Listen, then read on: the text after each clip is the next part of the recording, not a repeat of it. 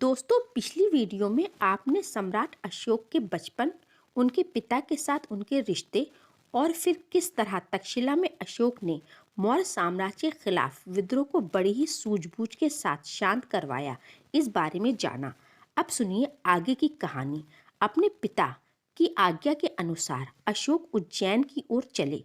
साथ में कई सारे घुड़सवार, सेना और हाथी लेकर अशोक उज्जैनी की ओर बढ़ तो रहे थे, लेकिन उनके मन में कई तरह के विचार चल रहे थे।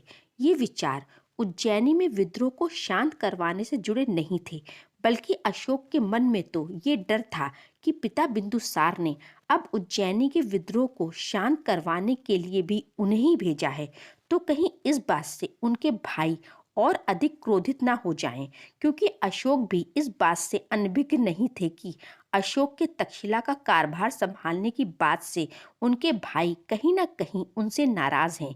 इन्हीं विचारों में खोया अशोक अपने घोड़े को हवा से बातें करवाता हुआ तेजी से आगे बढ़ रहा था।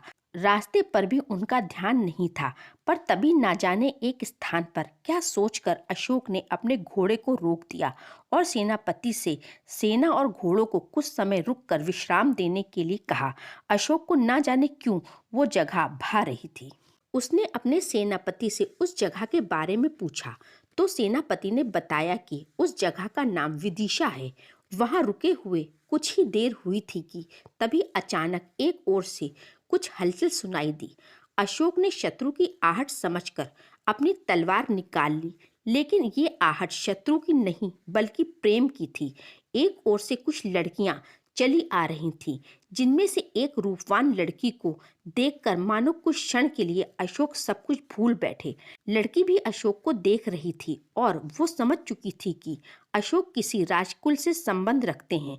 अशोक और वो कन्या वो एक दूसरे को देख रहे थे। तभी उस लड़की के साथ जा रही अन्य लड़कियों ने उसे आवाज दी और कहा, विदिशा चलो, जल्दी चलो। अशोक ने उसका नाम सुन लिया और तुरंत ही सेनापति को कहा, किसी अनुचर को भेजकर उस कन्या के माता पिता के बारे में पता लगाया जाए।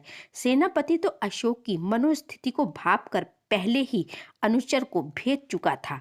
कुछ ही देर में गुप्तचर ने आकर बताया, विदिशा किसी उच्च व्यापारी वंश की कन्या है। अशोक ने बिना देर किए विदिशा के माता पिता को ये संदेश भिजवाया कि वो उनसे मिलना चाहते हैं। अशोक ने विदिशा के माता पिता से मिलकर अपना और विदिशा का विवाह का प्रस्ताव रखा, जिसे विदिशा के माता पिता ने साहस स्वीकार कर लिया और 18 वर्ष की उम्र में अशोक का विवाह विदिशा से हुआ, जिसके साक्षी अशोक के सेनापति और पूरी सेना बनी। विवाह के बाद अशोक विदिशा के साथ उज्जैनी की ओर बढ़े।